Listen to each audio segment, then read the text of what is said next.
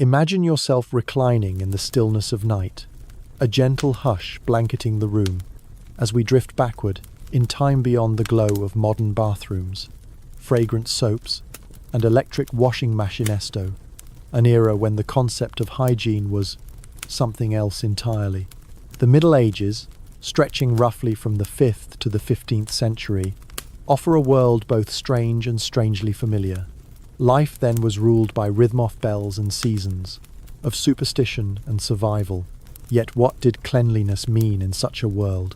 How did people wash, or not wash, their bodies? What scents clung to the bustling streets, the stone castles, the cloisters of monasteries? What did it mean to be clean, and who got to decide?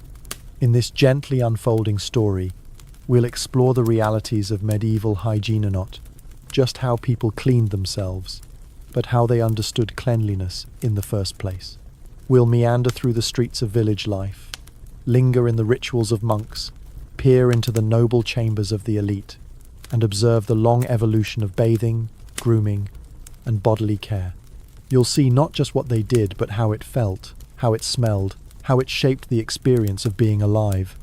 Let the noise of the present fall away. Let the soft patter of candlelight and the creak of oaken doors welcome you into a world of forgotten rituals and surprising insights. Now, sink deeper into comfort and let us begin. You wake not to the shrill tone of an alarm, but to the distant crow of a rooster and the soft flick of wind against wooden shutters. The sun is barely a suggestion above the low thatched roofs of your medieval village. Your bed is stuffed with straw, and you pull a woolen blanket close to your chin as the morning chill reminds you bathing is not a daily luxury. The idea of a morning rinse is, to you, a seasonal event. Perhaps in summer, the village boys splash about in the river, and women gather at its shallows to beat linens against smooth stones. But this morning is different. Autumn coolness has crept in, and the thought of immersing yourself in icy water is less than appealing. You rise slowly, your hands gritty with sleep and soot from the hearth. There is no basin waiting for you, no sink with gleaming porcelain. Instead, a wooden bucket stands in the corner, filled with yesterday's fetched water. A thin film shimmers on top, disturbed only when you dip in your fingers. With a cloth you dab at your face, eyes, cheeks, perhaps behind the ears. It's not about getting fully clean. It's about refreshing the surface, removing a little of the night. To cleanse more deeply requires effort. Water must be fetched from the village well or a stream nearby. You carry it in sloshing pails, heavy on your shoulders.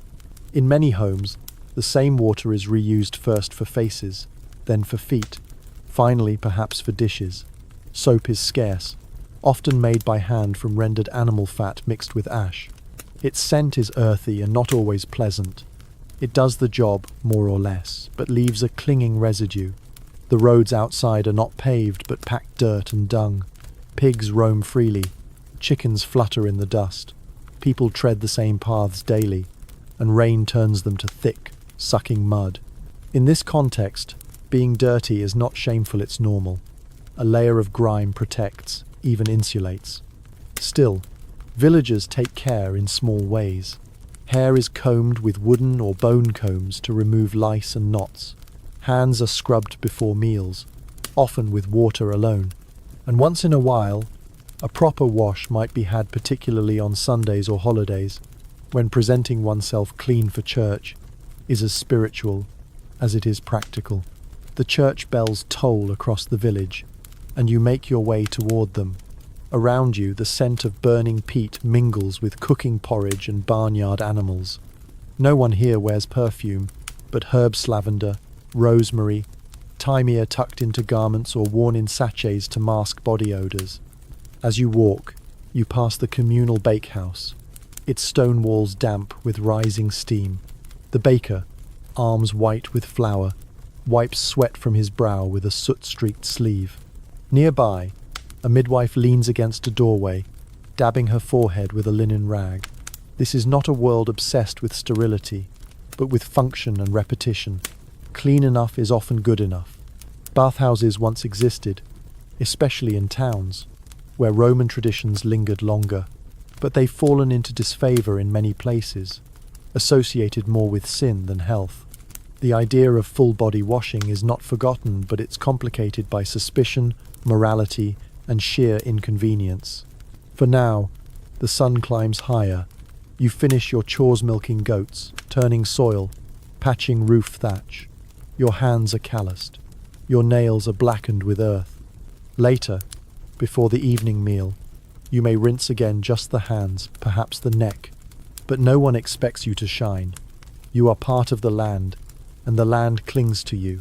Even in this dusty, uneven life, there is a rhythm, a kind of quiet order, and in it, a very different kind of cleanliness zone born not of sterile soap or sterile tiles, but of habit, humility, and the ever-present elements. Now, let your mind wander from the open, earthen lanes of the village to a quieter playzone of heavy stone, murmured prayers, and orderly stillness. You step through the arched doorway of a medieval monastery, and the world changes. Here, the days are not driven by sun and season, but by the toll of bells, the flick of candlelight, and the turning of scripture pages. You are now inside the cloistered world of monks. In the monastic life, cleanliness is not simply a matter of appearance, it is linked to spiritual discipline. The Benedictine rule, followed by many Western monasteries, speaks to the care of the body in the context of humility and order. Cleanliness, while not obsessive, is respected.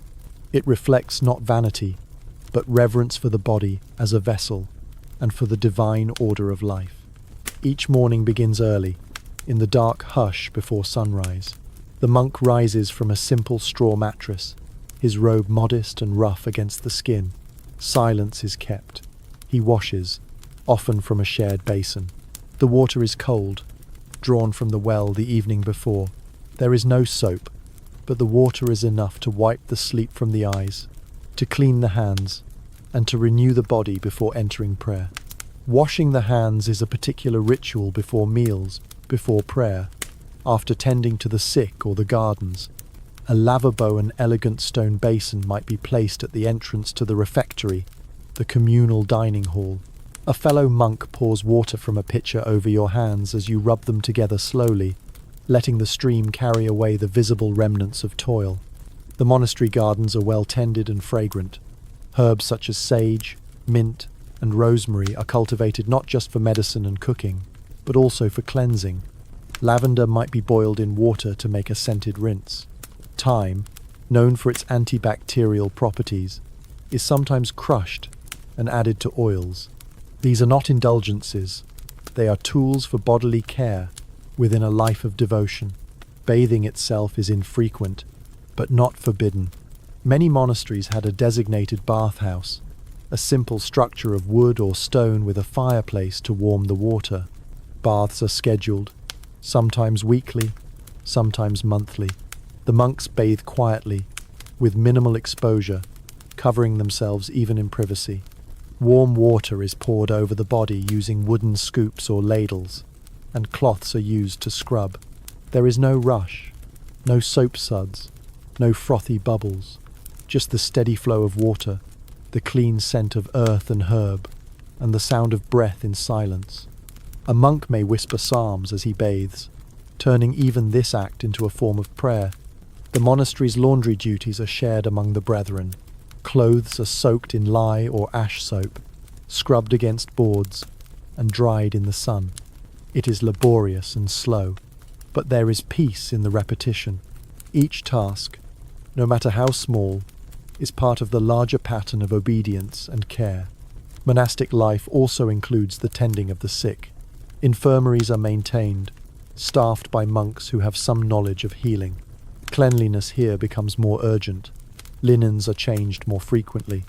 Hands are washed with herbal mixtures. The sick are bathed gently when possible, their bodies wiped with warm cloths, and oils are used to soothe pain.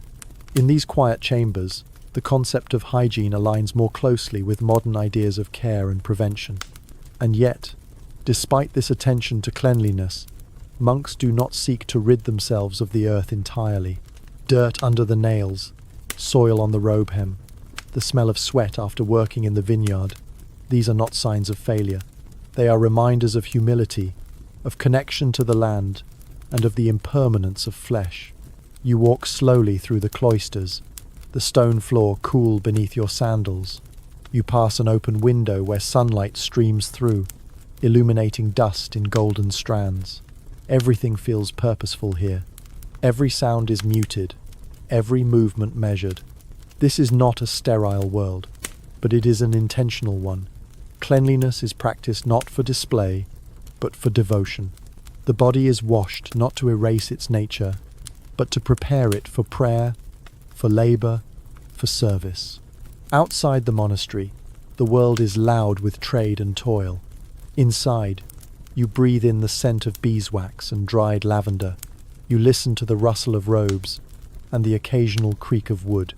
Here, hygiene takes the form of rhythm, reverence, and restraint.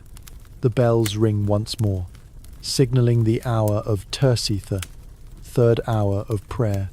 The monks rise, robes brushing stone, and you follow their steps, your mind quieter, your breath deeper, your body a little more still. Now we move again away from the cloistered hush of monastic life, toward the clamour of town streets, where shopkeepers haggle, horses clatter, and the air is rich with the mingled smells of meat, dung, bread, and humanity. In this bustling environment, hygiene takes a more communal and social form. Here, in the heart of the medieval town, stands one of the era's most misunderstood institutions, the public bathhouse. Though often imagined as rare or risque, bathhouses were once relatively common in medieval Europe, particularly in towns with Roman roots. In places like Paris, London, or Cologne, bathhouses served as centres not only of cleanliness, but of conversation, commerce, and even courtship. You approach a bathhouse nestled along a narrow lane, its structure built from timber and brick, with steam gently curling from vents in the roof. A wooden sign, perhaps painted with a basin or a jug, hangs above the entrance. Inside, the air changes immediately warm, damp, perfumed faintly with wood smoke, herbs, and heated stone. The layout varies from place to place, but many bathhouses consist of several connected rooms. There is a changing area, where you disrobe and wrap yourself in a linen cloth or towel. In some establishments, garments are hung on wooden pegs, and attendants offer scented oils or herbal infusions. Then comes the heated chambera steamy room, often wood-panelled, where sweat begins to bead on your skin and muscles loosen under the wet warmth. Water is heated in large copper cauldrons and poured into wooden tubs or small stone basins. Bathers recline side by side, sometimes alone, sometimes in pairs, and often in groups. It is not uncommon to find both men and women present, though customs vary by region and time. In early medieval times, mixed bathing was tolerated in some cities, while later reforms and rising moral anxiety led to stricter separation. You settle into a tub, its surface steaming gently. The water, though not crystal clear, is warm and welcoming. A cloth soaked in herbs is offered, perhaps rosemary for clarity, or lavender to soothe. An attendant scrubs your back with firm, methodical strokes, the linen rough against your skin but not unpleasant. In the next tub, two merchants discuss prices for wool and salt. In another, a scholar hums softly as he oils his arms. The bathhouse is not merely a place to wash away grime. It is where information circulates, alliances form, and bodies rest. For many townsfolk, especially artisans and apprentices, it is one of the only opportunities to experience warmth and stillness, away from the press of labour. Yet, over time, the bathhouse gains a complicated reputation. By the later Middle Ages, as fears of moral decline, disease, and sin take hold, the image of the bathhouse begins to shift. Concerns over promiscuity, especially in mixed-gender establishments, lead some cities to shutter them entirely. In others, stricter rules are imposed, curtains drawn, hours divided, behaviours watched. There is also growing suspicion about the health effects of bathing. Physicians of the time, drawing from classical ideas of humours and bodily balance, begin to argue that open pores make the body vulnerable. A hot bath might leave you defenseless to bad airs or miasmas believed to carry disease. Cleanliness becomes more about scent and surface than full immersion. Washing the hands, the face, or the feet becomes the norm. A full bath, something reserved for special occasions or not at all. Still, the tradition endures in some places. In southern Europe, particularly in Spain and Italy, the influence of Islamic culture sustains an appreciation for bathing rituals well into the later centuries. The hammam, or steam bath, continues as a center of purification, often connected to religious practices. Here, water is sacred. Cleansing the body is linked directly to preparing the soul. You finish your bath with a final rinse, water poured gently over your shoulders from a ladle. You step out slowly, wrap yourself once more in linen, and feel the contrast of the cooler air. Your skin prickles, but there's a quiet lightness in your limbs. Outside, the day continues, bakers shouting, carts rolling, dogs barking at chickens, but you carry a pocket of peace with you. Before you go, you pass a small shelf holding jars of dried herbs, chamomile, mint, marjoram. A young woman grinds petals into oil, the mortar and pestle tapping rhythmically. She smiles as you nod your thanks. As you leave the bathhouse, your senses are softened. The world feels warmer, cleaner, not sterile but tended.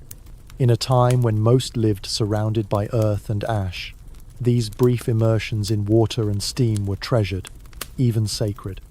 And yet, the bathhouse, like so many things, will soon fall out of favor. Plague, politics, and piety will all take their toll. But for now, in this moment, the water still flows, the stones still sweat, and cleanliness, here, still carries the scent of rosemary and wood smoke. Now leave behind the wooden bathhouses and noisy town squares. Follow the winding road up to the stone walls of a manor, or perhaps even a small castle. Here, in the cool corridors of nobility, hygiene follows a different rhythmless about necessity, more about refinement, ritual, and above all, appearance. The air inside the great hall is heavy, with the mingled scents of beeswax, dried herbs, and the lingering smoke of the fire pit. You walk across flagstone floors covered with rushes, which are not just decorative but practical, hiding the dust and damp, while offering a little comfort to bare feet and leather soles. These rushes are mixed with fragrant herb chamomile, lavender, rosmarito gently perfume the room and mask less pleasant odors. They are changed irregularly, often when visitors are expected. Among the noble class, cleanliness is tied to elegance, not just health. While full-body baths are rare and not part of a daily routine, the visible parts, the face, the hands, the hair receive regular attention. You rise in a curtained bed, the mattress soft with goose feathers. A servant brings a basin of warm water, a cloth, and perhaps a drop or two of rose water. You wash slowly, wiping away the oil and sweat that gathered in the night. There is no soap as you know it today, but pieces of Castile soap imported and prized or lye soap made locally are sometimes used. More commonly, cloths soaked in vinegar or herbs are applied to the skin, believed to cleanse and also fortify the body. Perfumed waters are splashed on the wrists, behind the ears, onto linen collars and cuffs. Hair care is a visible symbol of status. Noble women might spend hours tending to theirs, or having it tended to. Combing is both practical and symbolic. Ivory, wood, or horn combs pull out lice, dust, and knots. Oils are applied for shine. For men, hair is often trimmed, beards shaped or shaven according to the fashion of the day. Wigs have not yet become the height of style, but they are worn on occasion by the wealthiest, especially in courtly environments. Clothing, too, plays a central role in the idea of cleanliness. Linen is considered the layer closest to the body, and because it absorbs sweat and oil, it is changed more frequently than outer garments. A noble might own several sets of underlinen, but wear the same tunic or gown for many days. The linen is scrubbed vigorously by servants, often with ash soap, boiled water, and beaten on stones by the riverbankser, if the estate is wealthy enough, in a designated laundry room. Bathing, when it occurs, is an orchestrated affair. A tub, typically wooden, sometimes lined with cloth or leather, is brought into the room. Water is heated and poured in slowly, the temperature carefully controlled. The bath is scented, perhaps with rose petals or marjoram. A screen or curtain is placed for modesty. Attendants assist, pouring water, scrubbing gently, combing hair. But this is not done daily, nor even weekly. It is a performance of hygiene, one that coincides with court events, religious observances, or periods of illness and recovery. To be bathed is to be displayed, to be prepared, to be presentable. Interestingly, many nobles, especially those in cooler climates, believe strongly in the protective value of dirt. A light coating of body oil and dust is thought to seal the pores against harmful air. Physicians warn against overbathing, citing ancient medical texts. To be too clean, they say, is to open oneself to imbalance. Instead of scrubbing away grime, they prefer to cover it. Gloves mask unwashed hands. Perfumes disguise bodily odors. A noble lady might wear a pomander, a small metal sphere filled with herbs or resins, hanging from a chain at her waist. Gentlemen tuck scented cloths into their sleeves, or press them to their noses in crowded halls. And yet, despite the constraints of the time, there is an awareness here, certain aesthetic refinement. A polished boot, a fragrant collar, a smooth brow, these are signs not only of cleanliness but of self-possession. They signal to the world that one is composed, controlled, dignified. You pass through the solar, where a lady sits embroidering beside the window. Her gown is rich in fabric, but beneath it, her linen shift is freshly changed. A maid kneels nearby, folding garments, dusting a carved chair with a bundle of dried herbs. A falcon rests on its perch in the corner. Even the bird, you notice, has been groomed. Beyond the chamber, the privy is tucked discreetly into a corner tower. It is built over a chute that leads to a pit below, or sometimes even into a flowing stream. A seat is carved into stone or wood. Cloths or moss are used in place of paper. Incense or herbs are kept nearby to temper the odor. While far from hygienic by modern standards, it is an arrangement not without logic, built upon custom and available resources. Evening comes, and the noble retires. A final rinse of the hands, a prayer whispered by candlelight. Clean, by the standard of the time, and adorned in freshly perfumed linen, she drifts into sleep beneath heavy furs. The body may not have been scoured daily, but it has been tended, wrapped in ritual, shielded by scent, softened by oil, and soothed by the quiet repetition of careful grooming. Let us now return to the growing medieval townsplaces that pulsed with life and disorder, where hygiene was shaped not only by custom, but by architecture, density, and the simple challenge of managing human waste in spaces that were never designed to grow so large. The streets are narrow here, enclosed by timber-framed houses that lean in as if whispering secrets above the cobbles. In the early morning you hear the creak of shutters, the clatter of hooves, the clinking of buckets at the well. But you also notice the air is thick with smells that shift from one corner to the next. Fresh bread, animal dung, wet stone, rotting straw, and the faint metallic tang of iron from a nearby forge. There is no central sewage system in most towns. Instead, waste disposal is a blend of personal strategy and communal habit. Privy are simple latrines are tucked behind homes or built over cesspits. Some are shared by several households.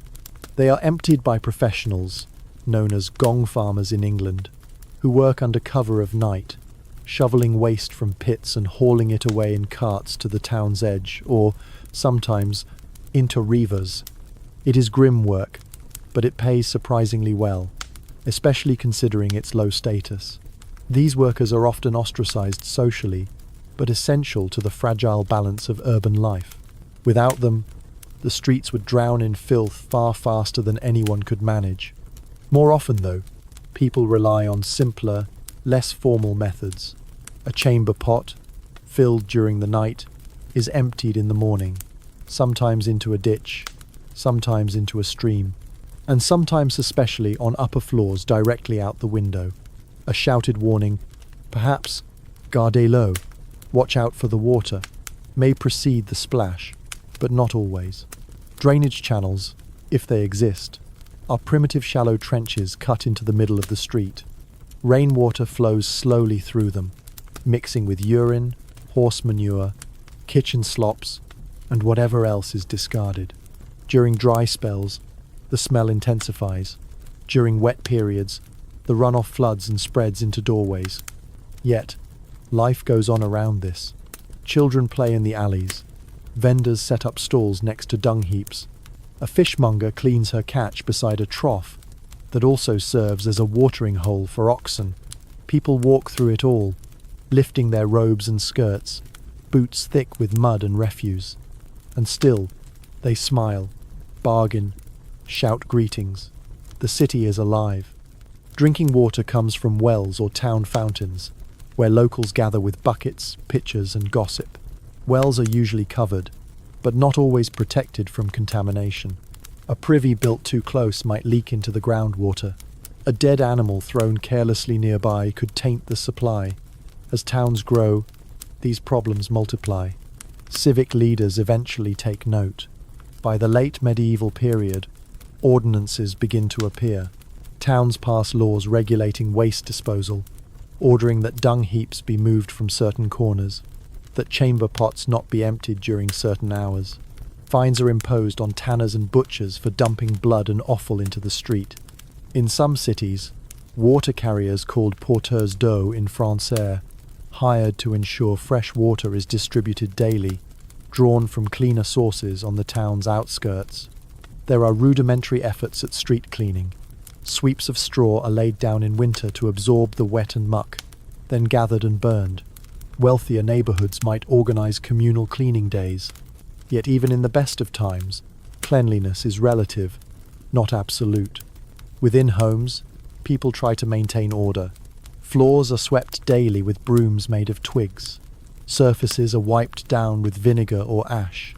Herbs are hung in doorways to mask odors. Mugwort, rue, and mint are popular choices.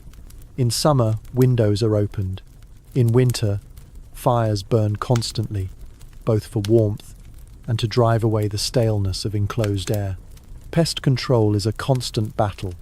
Rats and fleas are frequent visitors, drawn by crumbs, grain stores, and human proximity.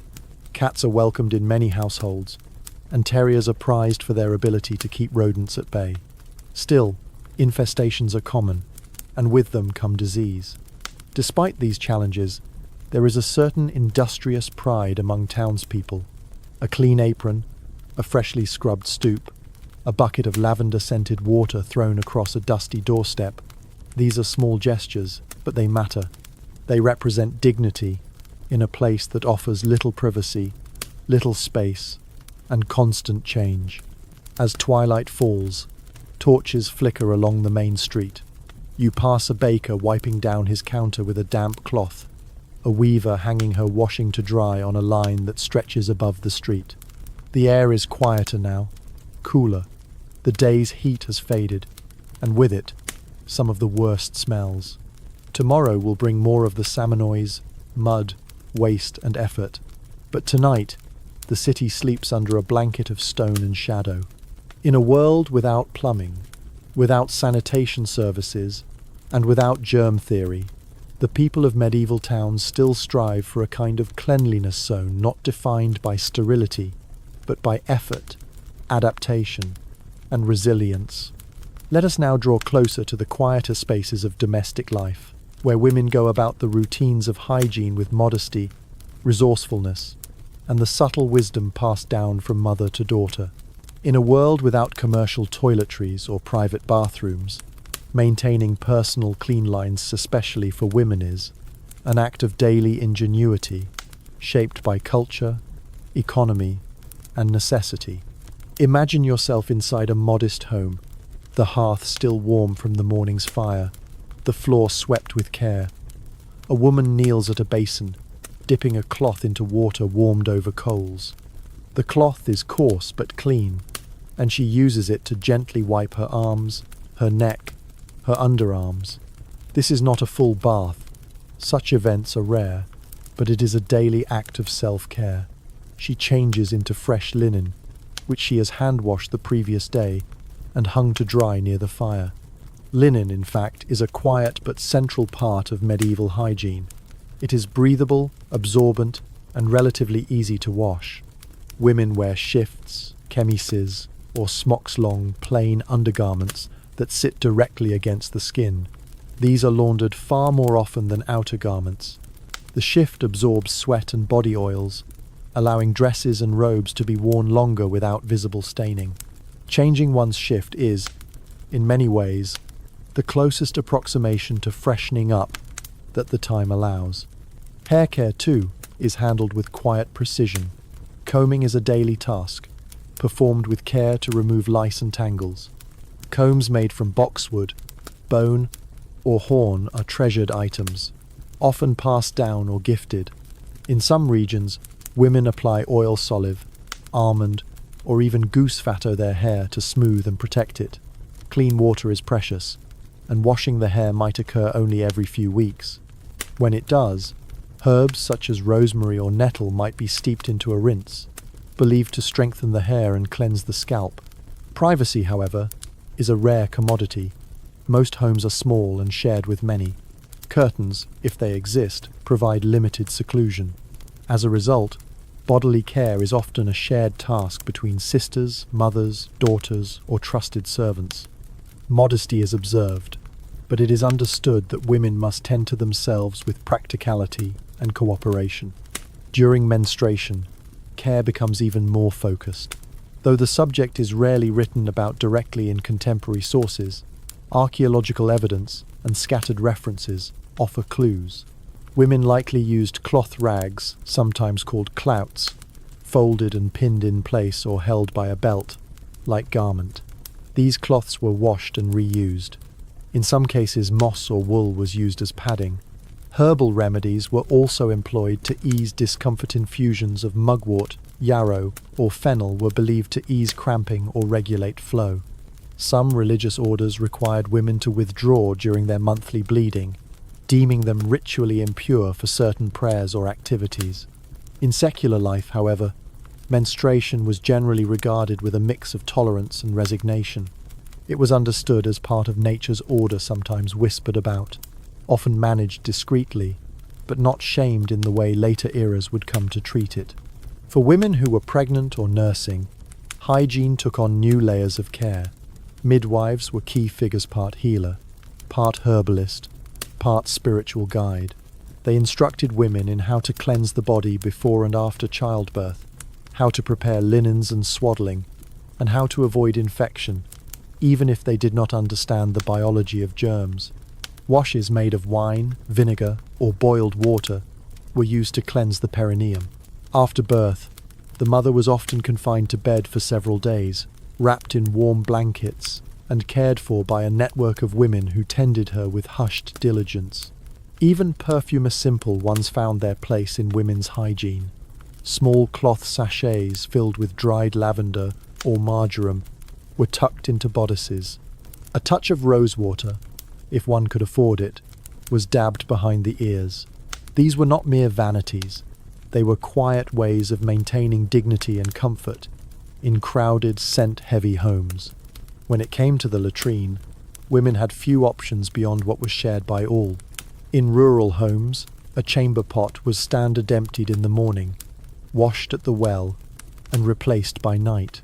In more urban or noble settings, a stool with a padded seat and a bucket beneath might offer slightly more refinement. In convents and households with more structure, latrines were built over running water or cesspits, but still, no part of the experience was truly private. And yet, despite these limitations, medieval women found ways to care for themselves with grace and order. They adapted to the resources at hand, Whether it was collecting rainwater for washing or steeping herbs from the garden into rinse water, their knowledge was practical, passed orally, and deeply rooted in the rhythm of life and the body. As the candle burns low and the evening draws in, you picture a woman folding her clean linen shift, combing her hair by firelight, placing herbs by the windowsill to dry. Her life is not one of luxury, nor even convenience, but it is tended, ordered, observant. Her hygiene is not measured by frequency or modern standards, but by quiet routines and the will to maintain some softness and care in a world not built for ease. Let us now turn to a darker thread that wove through the medieval understanding of cleanliness: disease. To modernize, hygiene is a shield against illness, a defense built on soap, sanitation, and science. But in the Middle Ages, the relationship between cleanliness and health was far less certain and often deeply misinformed. Imagine the streets of a medieval city as they stood in the 14th century, when the Black Death swept across Europe with chilling speed. The scent of death was everywhere, not only in the physical sense, but in the minds of people who believed that foul smells themselves could kill. Without knowledge of bacteria or viruses, many believed in the theory of miasmath, idea that disease was spread through bad air, rising from decay, filth, and rot. In this framework, hygiene became less about removing germs and more about avoiding offensive odors. People clutched scented handkerchiefs to their noses, filled their homes with strong-smelling herbs like rue and wormwood, and sometimes even wore masks filled with spices. Physicians, clad in their now famous beaked masks, wandered streets perfumed with camphor or vinegar, not to protect themselves from infection, but to cleanse the air around them. Bathing, once a sign of civility, was viewed with increasing suspicion. It was believed that warm water opened the pore sand through these pores. Bad air could seep in and corrupt the body. As a result, during times of plague or pestilence, bathing was discouraged. People instead focused on dry cleansing, changing linen, applying scented powders, or rubbing the skin with cloths soaked in vinegar. This shift in thought meant that public bathhouses, already under scrutiny for their associations with sin and sensuality, were shuttered in many places. What had once been a common gathering place became, in the eyes of many, a dangerous luxury. Still, some measures taken during outbreaks had a kernel of modern truth. Quarantine, for example, was practiced in port cities like Venice, where incoming ships were held offshore for 40 days 40 giornito, prevent the spread of illness. In towns and villages, houses were marked to indicate sickness within. Sometimes, entire families were sealed in, food left at the door, windows barred.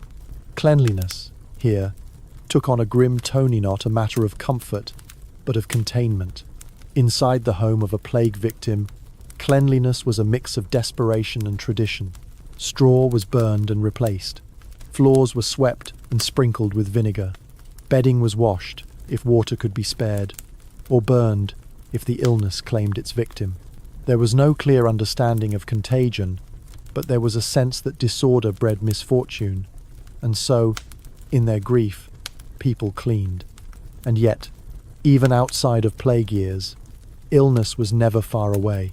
Skin infections, fevers, parasites, and digestive illnesses were common. Remedies for hygiene-related ailments were usually herbal: salves of honey and thyme, infusions of sage or nettle, poultices of clay. Cleansing the body was part of these treatments, but always within limits. A warm cloth applied to the eyes, a vinegar wash to the feet, a rinse of the mouth with wine or salt water — these were acts of medicine and faith. Monasteries sometimes served as centers of healing, and the monks or nuns who tended the sick believed in the spiritual value of cleanliness, not because it stopped the spread of disease in a scientific sense, but because it reflected divine order. Clean bodies housed clean souls, or so the thinking went. Infirmaries included places for washing, often using warmed herbal waters, and care was taken to keep linens rotated and bodies wiped gently. Among the poor, however, disease often meant isolation. In cramped huts with no access to clean water, illness spread quickly. Hygiene became impossible. A family might have one blanket between them, one pot of water, one cloth to share.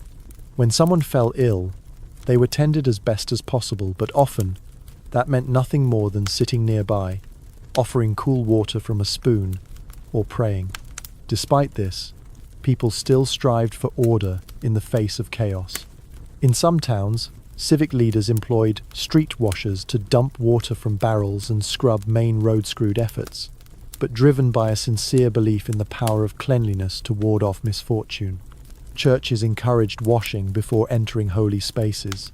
Pilgrims washed at designated fountains before approaching relics. These were not medical precautions as we might see them, but they were steps, however hesitant, toward a cleaner world. The plague years came and went in waves. After each one, survivors emerged with new fears, new customs, and often new resistance to older ways. Hygiene was caught in this tide-a-torn between tradition and fear, between purification and protection. As you imagine yourself in this world sense pungent and layered, surfaces rough and cold, fears ever present, you see that the medieval understanding of hygiene was shaped not by microbes, but by metaphor. Cleanliness was linked to virtue, to sin, to the breath of the divine or the stench of death. It was a spiritual act, a civic duty, a survival strategy, and though they lacked the knowledge we now take for granted, the people of that time reached for cleanliness in every way they knew: house scrubbing, sweeping, scouring, praying, always seeking, in a dangerous world, to feel a little safer, a little lighter, a little more human. We now find ourselves drifting gently toward the close of the medieval era. The 15th century wanes, and with it comes a gradual reshaping of how people think about the body, how it should look, smell, and be cared for. Though still far from modern hygiene, subtle shifts begin to ripple through both thought and daily routine, like the first stirring of a breeze before dawn. In larger towns and courtly circles, ideas of cleanliness begin to blend more deliberately with beauty, order, and presentation. The Renaissance is dawning in some corners of Europe, and its influence is beginning to seep outward, changing how people dress, how they eat, how they perceive the world around them, and yes, how they care for themselves. You notice it first in grooming. Combs are carved with more intricacy. Mirrors, once rare, begin appearing in wealthier homes, allowing people to inspect their own faces more regularly. Bathing remains occasional, but partial washing becomes more frequent, particularly of the face, hands, and visible skin. A clean face is now considered not just a mark of good breeding, but of attentiveness, of being engaged with the expanding world of letters and art and commerce. In certain places, scented waters and concoctions grow in popularity, distilled floral waters especially, rose water and orange blossom air produced in apothecaries, and prized not only for their fragrance but for their supposed ability to cleanse and refresh. These are dabbed onto the face, rubbed into the hands, sprinkled into linen. For the upper classes, hygiene increasingly includes aroma, sign of cultivation and sophistication. Cosmetics, once frowned upon as vanity or deception, begin to make quiet appearances. A dab of beeswax or crushed pearls on the lips, a dusting of powdered chalk on the face, not to hide dirt, but to enhance the impression of cleanliness. Pale skin remains fashionable, sign of indoor life, and therefore status. And so, appearance merges with hygiene in more deliberate, visual ways. Bathing itself undergoes a subtle transformation. While large communal bathhouses are in decline, huttered by fear of disease or condemned by moral reformers, private bathing regains a certain appeal among the nobility. Wealthier homes might have dedicated spaces with tubs lined in fabric, water heated over charcoal braziers, and attendants to pour warm infusions of herbs and citrus. Even the concept of the body begins to shift. Where medieval thinkers often saw the body as a vessel of sin or temptation, Renaissance writers and artists begin to celebrate itas, a subject of sculpture, of anatomy, of study. Cleanliness, then, becomes not only practical, but philosophical. To care for the body is to honor the mind, to mirror the order of nature itself. Yet this shift is not uniform. In the countryside, life continues much as before. Water is still fetched by bucket, soap still made from ash and tallow, and garments are beaten clean by hand. The seasons still dictate the rhythm of washing. A cold winter means dry cloth wiping. A warm summer invites a full rinse in a stream. Knowledge travels slowly, often filtered through clergy or midwives, merchants or returning soldiers. And with every shift, old beliefs persist. Many still worry that bathing opens the pores to danger. Others cleanse only when spiritually required, before feasts, before holy days, before burial. Some view dirt as protective, even blessed. It is not uncommon to hear the belief that God made man from the dust, and that to wash too much is to forget one's origins. The printing press, a recent invention, begins to spread new ideas pamphlets on health, treatises on the humours, guides for midwives. These writings offer more consistent advice, though still steeped in old theories.